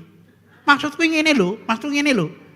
Nah, nek ngerti langsung, misalnya suami baru baca Quran, kopi Pak. Ya. Karena kelebihan orang seusia kita, 50 tahun ke atas, itu peka sekali dengan bahasa simbol. Dulu misalnya bapak ibu sedang makan, kok anaknya lewat dekat meja makan, bapak cukup, kami tahu bapak tidak suka.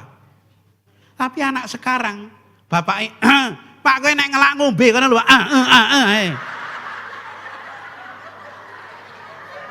dimarahi malah.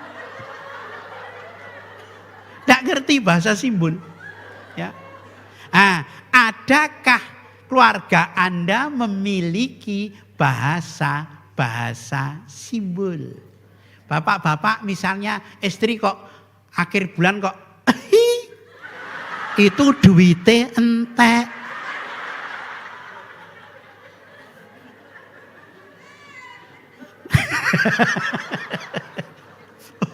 Kok terus lengguyu. Itu yang kedua. Yang ketiga, ciri keluarga yang bahagia itu sering menawarkan.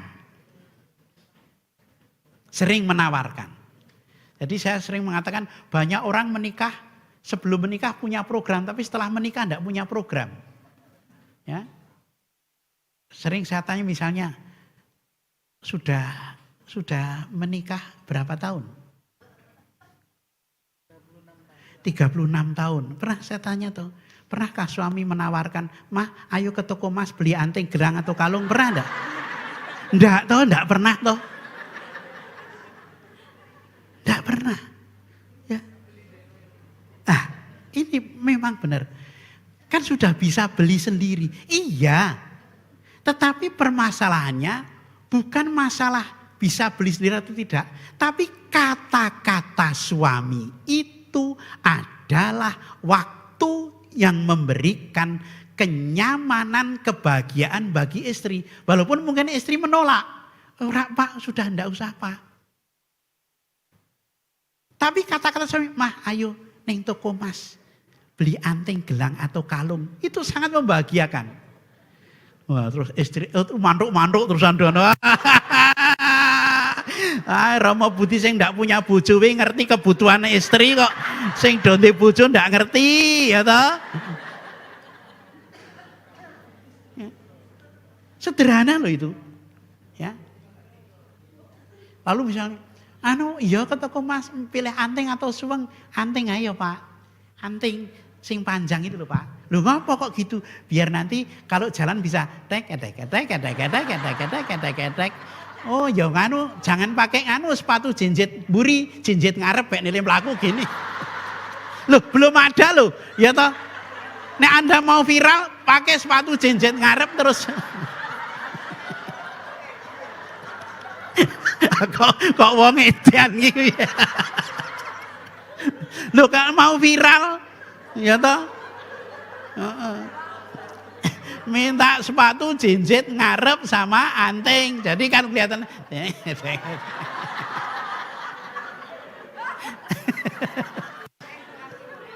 egrang. Atau minta gelang krompiong sing akeh. Lho ngapa kok minta gelang krompiong? Aku dirigen lho Pak di gereja. Wah. Loh, membahagiakan istri tuh, ya toh, menawarkan. Neng ibu-ibu juga jangan menawarkan pada suami, nek suami wis ora doyan. Suami ge pasien ndak pernah tawari apa-apa, tapi ketika sakit di rumah sakit ndak doyan apa-apa, ditawari. Suamine wis ora doyan apa-apa di rumah sakit, Pak, apa sate Pak? Sate Pak. Gule Pak, apa? Tongseng Pak. Ora kok Bu, ora doyan, ra enak kok Bu. Lah apa? Timlo. Ora kok Bu, ra enak. Wis to Bu, duduk sini wae to Bu. Oh iya Pak, duduk situ. Senang suami nih. Sehat. Pulang ke rumah. Suami nih, "Bu, golekno sate." Wis tak kandhani rasane kok. Anane kuwi ya kuwi. Sakit lagi suami nih. Masuk rumah sakit lagi. Radoyan apa-apa. Tawari lagi. Apa Pak? Bandeng apa Pak? Enggak kok Bu, enggak enak. Lah Pak gudeg. Enggak kok Bu, enggak enak. Duduk sini wae to Bu. Oh ya. Duduk. Sehat. Pulang rumah. Baru minta, Bu tolong belikan belum dek. Bu belikan, sudah tak kandani, enggak usah neko-neko. Langsung mati suami ini. Takut nanti di rumah sakit ditawari lagi.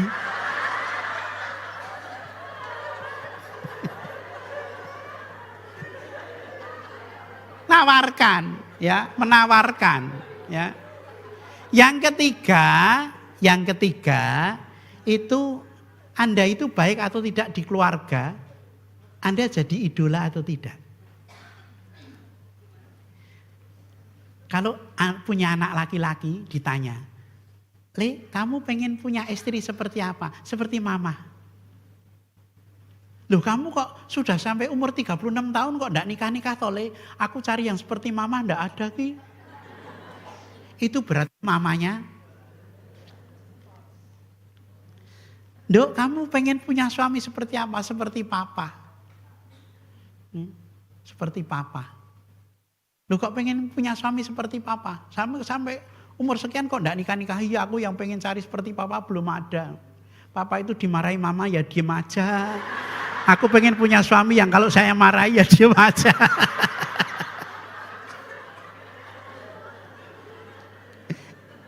Tapi kalau misalnya punya anak laki-laki ditanya, Le, kamu pengen punya istri seperti apa? Amit-amit gak kayak mama.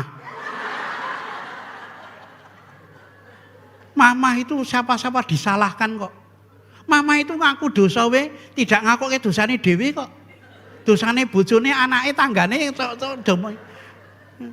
Bapak disalahkan, tetangga disalahkan, anak disalahkan kok mama itu. Mama itu kebangetan kok. Anjing tidur pun disalahkan kok oleh mama itu. Kirek kok turu wae kon ngopo? Kon melu bindoman ya ra ya. Itu jadi idola tidak. Dan yang terakhir, jiwa hati yang tergerak belas kasih pengorbanan. Biasanya sudah ada dalam diri ibu sejak awal. Ibu-ibu banyak mengalah di keluarga itu. Ya. Kadangkala ada ibu, Romo saya senang berjalan di tengah hujan kok biar kalau aku nangis tidak kelihatan. Ya. Kalau aku nangis tidak kelihatan, nangis di tengah hujan itu. Ning omah duwe tempe loro. Bojone nggo bojone karo anake untuk suaminya dan anaknya. Pas makan ditanya oleh anaknya, "Mama kok tidak makan tempe?" "Sudah tak makan tadi kok. Aku selak pengen banget makan tempe. Aku tidak sabar tak makan tadi." Lalu yang satu untuk suami, satu untuk istri. Padahal dia belum makan tempe. Dan ketika suami dan anaknya makan tempe, ibu itu hanya. Tapi itu pengorbanan seorang ibu yang sangat sederhana, tetapi sungguh bermakna, ya, sungguh bermakna. Ya. Dan itu jiwa seorang ibu. Maka ciri keluarga bahagia itu. Kalau pertama ada rasa kangen, ya, ada bahasa simbol, kemudian juga ada idola, lalu menawarkan, ya, menawarkan dan yang terakhir itu berkorban. Kita diberi hidup tetapi tidak menguasai hidup. Kita sulit melihat bagaimana kematian. Tapi menurut Kulberus, seorang dokter Amerika, orang mau mati itu ada 13 tahap. Nek disingkat papat. Pertama orang mau mati itu ngamuk-ngamuk, marah-marah. Sopo-sopo dimarahi. Ya, katanya itu tidak terima mau dipanggil Tuhan.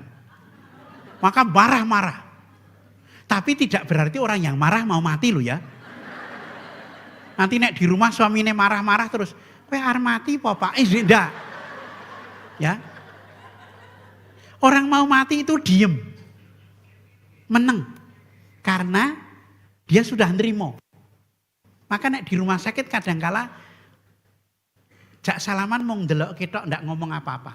Mau nginget ketok, pengen mengingat orang-orang yang pernah bertemu dengan dia, yang kadangkala halusinasi. Itu yang di depan pintu kuwi sapa? Mbok kon mlebu, mbok suruh masuk. Itu bapak kok di situ? Loh, bapak sudah meninggal. Itu bapak kok di situ? Kadang-kadang halusinasi. Ya. Yang ketiga, orang mau meninggal itu nyenengke sing mau ditinggal. Kadangkala tidak mau makan, tiba-tiba makan banyak sekali. Ya, makan banyak sekali. Kita tidak ngerti, wih, meh mari. Wah, meh sembuh ini, makannya banyak. Enggak, itu meh mati. Tapi juga tidak berarti sing makannya akeh itu meh mati. Nanti suami makan akeh-akeh, ojo toh Pak, jangan mati dilongi ya Pak. Enggak. Ya. Dan yang terakhir, orang yang mau meninggal itu seringkali ngelimpekke, nilapke. Jadi misalnya dia tidak minta minum seluruh hari, tapi tiba-tiba, "Mah, aku tolong ambilkan minum." Lalu ketika dia ambilke minum, "Pak, minumnya Pak. Pak, minumnya Pak. Pak, minumnya Pak. Bapak." Ngopo aku ndak apa-apa kok.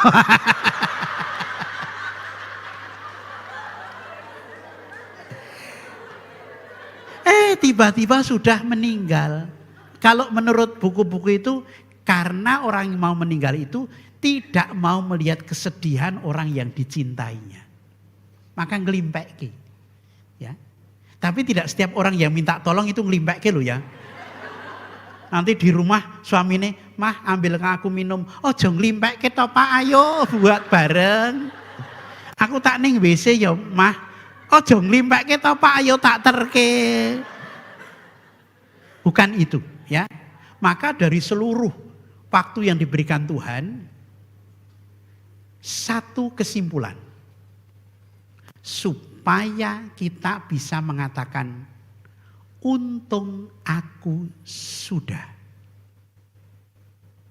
Untung aku sudah mencintai suamiku. Untung aku sudah mencintai istriku. Untung aku sudah cintai anak-anakku. Untung aku sudah cintai keluargaku. Untung aku sudah memaafkan. Untung aku sudah minta maaf. Jangan sampai kita mengatakan, kemarin aku kok belum minta maaf. Kok belum mencintai. Kok belum ini itu. Romo, tidak ada kata terlambat. Gadis-gadis bodoh terlambat. Ya, gadis-gadis bodoh terlambat. Maka jangan sampai kita terlambat. Semoga kita selalu bisa mengatakan, untung aku sudah. Terima kasih berkat Tuhan. Dalam nama Bapa dan Putra dan Roh Kudus. Amin. Dimuliakanlah Engkau Bapa, Putra, Roh Kudus. Bersama dengan Bunda Maria, Santo Yusuf, para malaikat agung, malaikat pelindung, Santo Santa pelindung kami.